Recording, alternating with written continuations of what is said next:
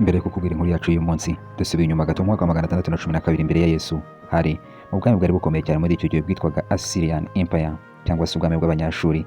Hari hashize ibinyejana byinshi cyane, ubwami bukomeye cyane kandi butwaje isi inkoni y'icyuma nk'uko ubona Leta Zunze Ubumwe za Amerika zibigenza. Bari baratwitse imijyi n'ibihugu bibakikije, bica abami, bateza intambara nyinshi cyane mu bwami bwari bubakikije.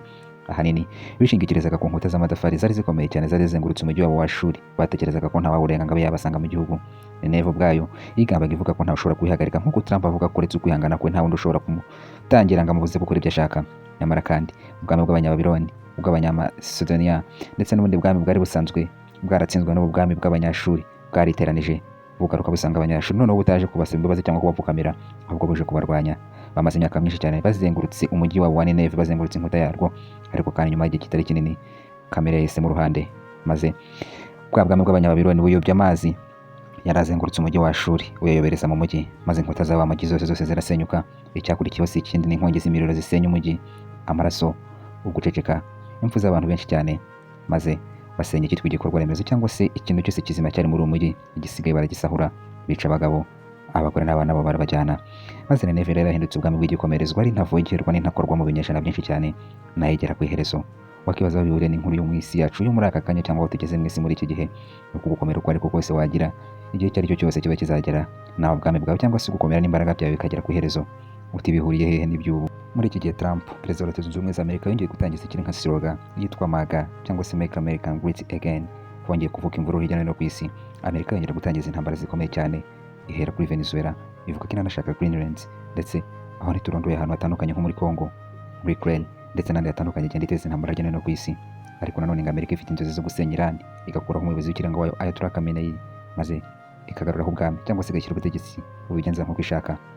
Umutegetsi w'ikirenga wa Iran Ayatollah Khamenei ejo bundi yagiye ku rukuta rwe rwa X yahoze ari Twitter, maze arandika ati "The US presidents who judges arrogantly about the whole world should know that tyrants and arrogant rulers of the world such as Pharaoh, Nimrod, Muhammad Reza Pahlavi, other such rulers saw their downfall when they were at the peak of their hubris. He too will fall." Ubigenekereje mu Kinyarwanda ukaba wagira uti perezida wa Leta Zunze Ubumwe za Amerika uburanya abantu yishyira hejuru ndetse kandi agacira isi imanza idakurikije ubutabera, agomba kumenya ko abategetsi b'abanyagitugu kandi b'abagizi ba nabi babayeho ku isi, urugero nka Pharaoh, Nimrod, Muhammad Reza cyangwa se uzwi ku izina rya Pahlavi, ndetse n'abandi bayobozi batandukanye bagiye babaho mu buhangange bwabo bakagwa bageze ku iherezo ryo kwishyira hejuru kwabo no gutuka Imana. Uyu Donald Trump nawe azatsindwa. Nta gushidikanya ko amaso yawe aka kanya ashobora kuba ari kukwereka ko Leta Zunze Ubumwe za Amerika kuko ari igihanganye gikomeye kizategeka isi, ariko abahanga babirebera kure nyine barabona ko Leta Zunze Ubumwe za Amerika n'ubwami bwabo nyine n'umuyobozi wabo Donald Trump nabo bageze ku iherezo, nk'uko bashyize ubwami bwinshi cyane bwari ku isi ku iherezo, nk'ubwami bwa Libya bwari buyobowe na Muammar Gaddafi, Saddam Hussein ndetse n'ubundi bwami butandukanye muri Syria aho barahasenye.